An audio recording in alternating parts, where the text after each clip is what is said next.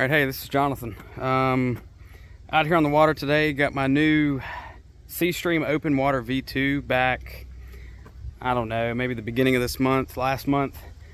And of course I've been itching to get it out. So I'm gonna do a little overview, do some on the water tests. Of course I have the Bixby on it, the Bixby J2. And we'll see how everything goes. It's a little windy today, but it should be fine. Should be a good day just to get out for at least a little bit. So here it is. All right, let's start with the bow of the Seastream Openwater V2. I wanted a kayak that I could just get out on the water, do some tournaments, make it my river kayak. Most of the time I'm not going to have that depth finder on it, and I don't even have the transducer on it right now. It's just there for speed and GPS mainly. But looking at the bow of the kayak, of course you've got your standard handle here. I actually like that. It kind of sits up. It's really comfortable. Don't really have any issues, getting this kayak to maneuver, kind of being maneuvered around. It is a 12-foot kayak, so that makes it, a little bit more to maneuver, but it's still not too bad. So up here, I did put a Mighty mount. This one up here doesn't have the backing plate, but I just have a cleat right here right now from Yak Attack.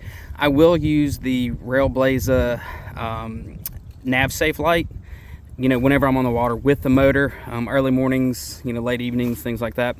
Of course, you've got the hatch. I won't open that right now. I do have my Bixby PP166 battery in there. It is powering my head unit and the Tacticam over there. But as we go along the side here, you'll see that I have the Yak Attack Anchor Trolley HD. Of course, I do have a little bit of slack in the line right now, but I don't plan on using that out here today. And that goes all the way back to my rod holder here. I did place another Yak Attack mount right there where there was already some pre-drilled holes, kind of some starter holes, but I used the the hardware that came with it and just screwed that down. So there isn't anything on the back side of that, but you can get access to it having that nice hatch up front. And I have a roto grip holding my net down. So then as we move back, I have the beaver tail rudder. It's just not on here right now. I have the Bixby rudder on there, that universal rudder that they offer. So I'm just using the toe controls. I really like that for the fact that I can push up against, this spot here, and that's not going anywhere, but still have controls just using my toes. I think that's by far one of the best options in a kayak.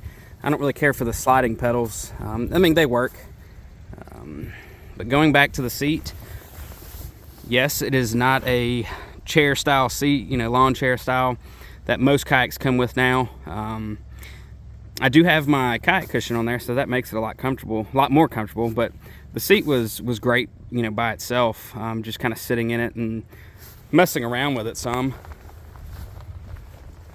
Of course, let me go over this. I do have a hatch, just a hatch right there, keep my wallet, keys. I have my Bixby remote. I also have the kill switch and the cigarette outlet stored in there. And then as we come back, you'll see I have some rod holders. Now these do have the backing plates on the back side of them.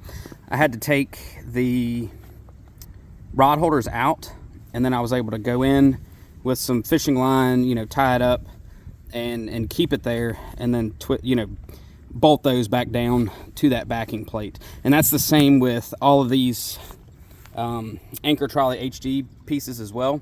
All of that is done with the backing plates.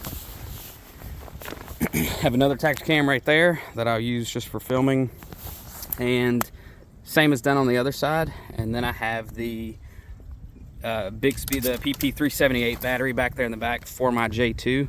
So I'll do some speed test on that. And yeah, so that's pretty much it. We'll come out here, see how it does on the water, and get it ready for tournament time.